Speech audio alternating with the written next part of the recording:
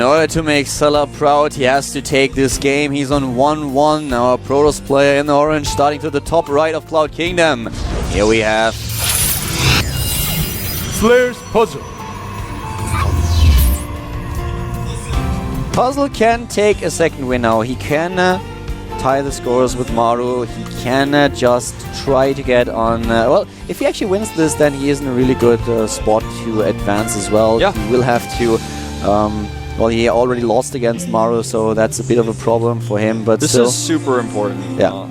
To the bottom left, we have a player for Fnatic, and as Wolf pointed out, in order to stay alive in this group, a Fnatic player has to take this game. It is... Fnatic alive. Now, Curious is the last opponent the Puzzle will potentially have to face. It's the final match on the schedule. So, otherwise, Puzzle's playing only PvTs, and his PvT kind of determines his life here because his final game may even not be played against Curious if things go poorly for him.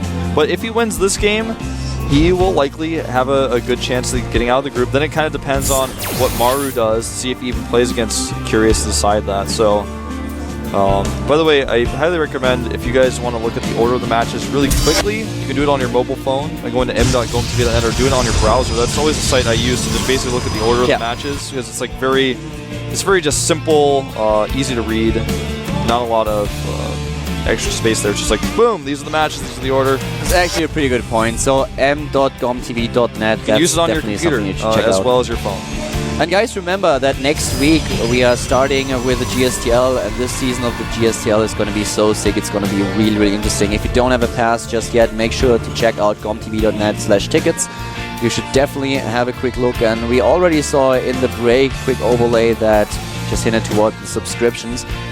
At the GSL, you get so much content. It's definitely worth a subscription. A lot of events just are lasting for 1 week, and they basically pay the same amount of money that you pay at the GSL for a whole month. So definitely make yourself familiar with all the different passes that we've got. It's so worth it. This is the toughest league in the world, and well, the content that is provided by the GSL is actually insane. Yeah. Not only in terms of quality, but you also covered quantity. It all, man. I can't even add anything. I'm like, yeah, do what Caldor says, guys. I'm like, the players are good. No, you covered that. I'm like, a lot of content. Yeah.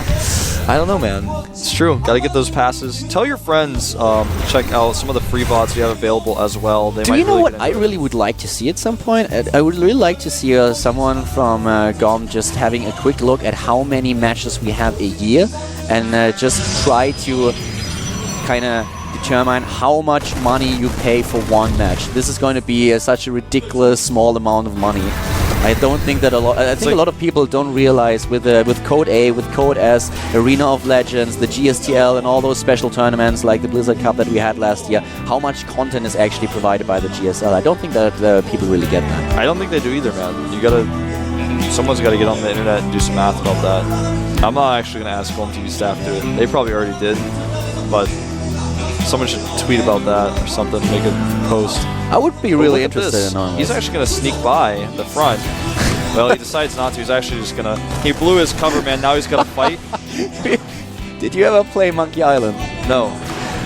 Monkey Island is an adventure, and there's this one scenario where you're a pirate and you're on this island, and suddenly... Well, we have nice kiting going on, but still, this just reminded me of the situation. You have the inhabitants of the island, and they just lock you in this room, and they secure it with a really fancy lock and everything, and you just sneak in out the window, and you appear from the side every single time, as did the Stalker just right now. The Marine's guarding the front door, and the Stalker comes from and is like, hey guys, here I am.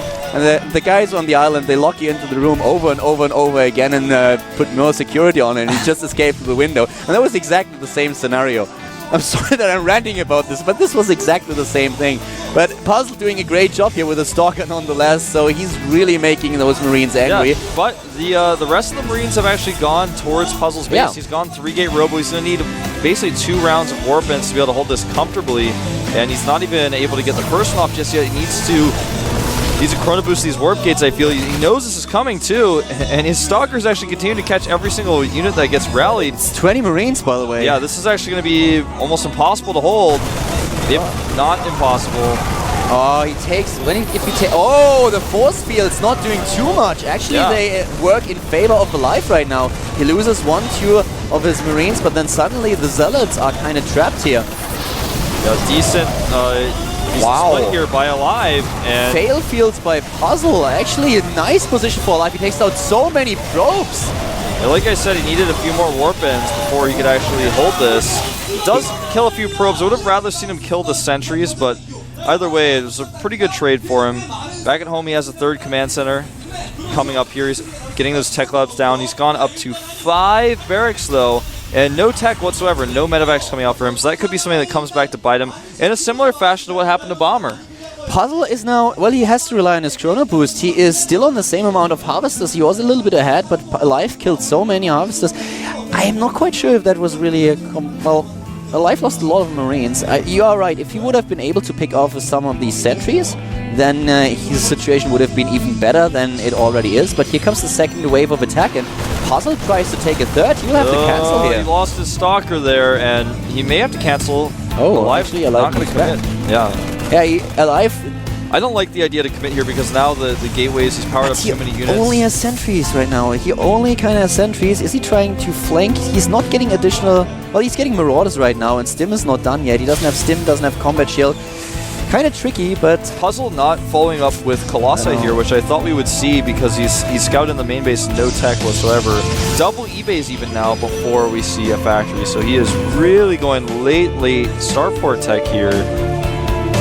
And Puzzle's next finishing up. He's not pressured by these Marines. The Marines are still out here, but they're going to get spotted. They're not going to be able to do anything. Alive would have been able to force a cancel here. I mean, he doesn't know that. We have the information, and there were only 4 sentries on the map and a few Zealots, so if he moves in, the sentries would have arrived first. He would have been able to either attack the sentries or force the cancel on the command center. He doesn't have the information that we have, so at this point it was not quite transparent to him if he could get away with it, and he didn't want to lose these Marines, so he plays it a little bit safe, and it's a pretty good decision for him to make here. Charge is being researched for Puzzle, who tries to increase his gateway count so that he can warp in additional gateway units and secure his 3 bases. Oh, there they are. These force fields are a lot better now. I don't know why Alive is continuing to be aggressive with this group of Marines. He lost so many now. Templar Archives going up here. He's got the 3rd base up basically for free. Alive has not been able to pressure it. Alive just now landing his 3rd as well, so pretty even timings here. But I worry for Alive because of his tech. He's making another barracks right now as Starport finally starts. But his opponent is going to have Charge, likely Blink, and Storm before he can be aggressive again. On the other hand, we have 1-1 halfway done for Alive, so his double engineering base helping him quite a lot. And Puzzle, he doesn't even have a forge, does he? He doesn't have any forges, so that's basically the one card in his hand that Alive really has going for him. This attack that's going to come out for Alive, and he will have Stim, and he will have Combat Shields, but Charge will be done.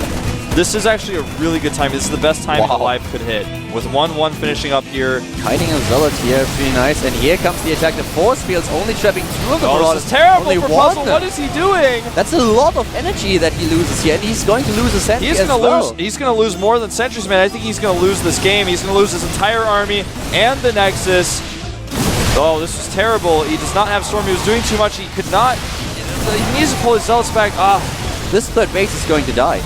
The best timing Alive could hit, though, I have to say. I mean, with no medevacs, with only Stim and Combat Shields, the amount of units he had, best timing he could have hit. But at the 3rd Nexus, knowing his opponent would not have Colossus tech, would not have Storm there comes the engagement. Pretty beefy army for Alive, starting to kite the Zealots on his opponent. Very nice using control, taking down the probes. Storm is going to finish, but there is no Templar available.